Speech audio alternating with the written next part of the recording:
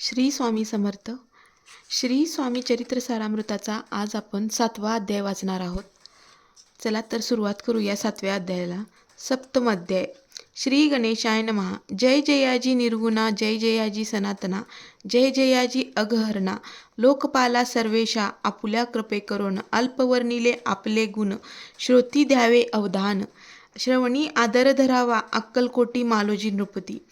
समर्थचरणी जयांची भक्ती, स्वस्ते सेवा नित्य करीती, जाणून येती परब्रह्म, वेदांते आवडे तयासी, श्रवण करती दिवसनिशी, हेरळी कराधिक शास्त्र्यांशी, वेतने देऊनी ठेवली त्या समयी मुंबापुरी, विष्णुबुवा ब्रह्मचारी प्राकृत भाषण वेदंतावरी, करुणी लोका उपदेशती कैकांचे भ्रम दडविले, परधर्मोपदेशका जिंकले, कुमार्गवर्ती यासी आणले, सन्मार्गावरी तयानी त्यासी आणावे अक्कलकोटी, हेतू उपजला नपापोटी, बहुत करुणी खटपटी बुवांशी शेवटी आणले, नपा आवडे वेदांत बुवा त्यात पारंगत, भाषणे श्रोत्यांचे चित्त आकर्षणी घेती, रात्रंदिन नप मंदिरी, वेदांत चर्चा ब्रह्मचारी, करीती तेने अंतरी, नृपती बहु सुखावे, अमृता अनुभवावादी ग्रंथ आणि ज्ञानेश्वरी विख्यात,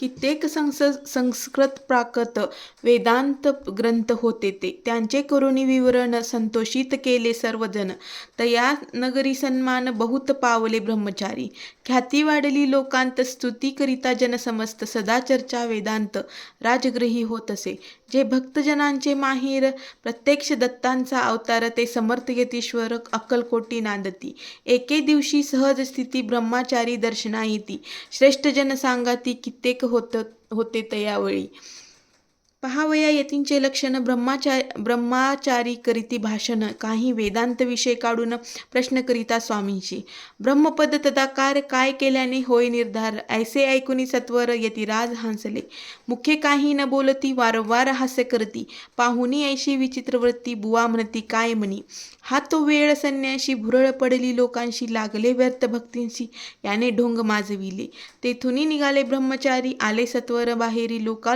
बोलती हास्योत्तरी, तुम्ही व्यर्थ फसला हो, परमेश्वर रूप म्हणता येती, आणि करिता त्यांची भक्ती, परी हा भ्रम तुम्हा प्रती पडला असे सत्यची, पाहुणी तुमचे अज्ञान, यांचे वाढले ढोंग पूर्ण, वेदशास्त्रिक ज्ञान याते काही असेना, असे ब्रह्मचारी बोलूनी पातले आपल्या स्वस्थानी, विकल्प पातला मनी, स्वामींशी तुच्छ मानती, नित्य नियम सारोन ब्रह्मचारी करती शयन, जवळी परशी दोघे जण तेही निर्दस्त झाले, निद्रा लागली बुवांसी, लोटलिया काही निशी, एक स्वप्न तयांशी चमत्कारिक पडलेसे, आपल्या अंगावरी वृश्चिक एकाएकी चढले असंख्य, महाविषारी त्यातूनी एक दंश आपणा करीत असे, ऐसे पाहुनी ब्रह्मचारी खडबडीनी उठले लोकरी, बोबडी पडली वेखरी, शब्द एक न बोलावे, जवळी होते ते पारशी, जागृती आली तयांसी, त्यांनी धरुणी बुवांसी सावध केले त्यावेळी, हृदय धडाधड उडू लागले, धर्मे शरीर झाले ओले,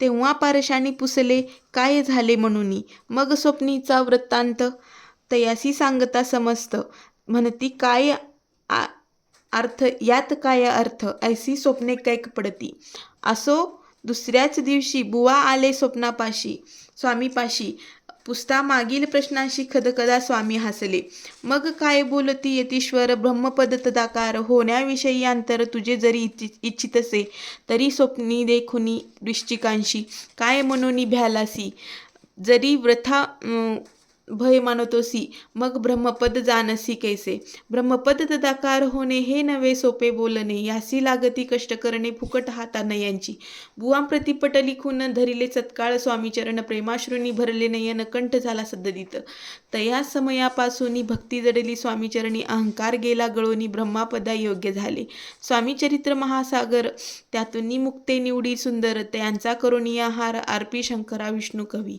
इति श्री स्वामीचरित्र सारामृत नाना प्राकृत कथा समत, सदा परिसोत भाविक भक्त, सप्तम अध्याय गोडहा. श्रीराज धीराज योगीराज श्री स्वामी समर्थ चरणार्पण नमस्तु. 7व्या अध्यायाचा कथासार पुढील प्रमाणे आहे. च्या राजेसाहेबांना श्री स्वामींविषयी विलक्षण भक्ती होती. ते नित्य स्वामी सेवेत मग्न असत. राजेसाहेब धार्मिक वृत्तीचे होते. त्यांना वेदांत श्रवणाविषयी आवड आणि आस्था होती. या कारणाने त्यांनी हेरळीकरांसारख्या विद्वान शास्त्रीबुवांना वेदांत पाठ मार्गदर्शक म्हणून वेतनावर ठेवले होते. त्या काळी मुंबईस वेदांतावर जाहीर व्याख्यान करणाऱ्या विष्णुबुवा ब्रह्मचारी यांचा बराच बोलाबाला होता.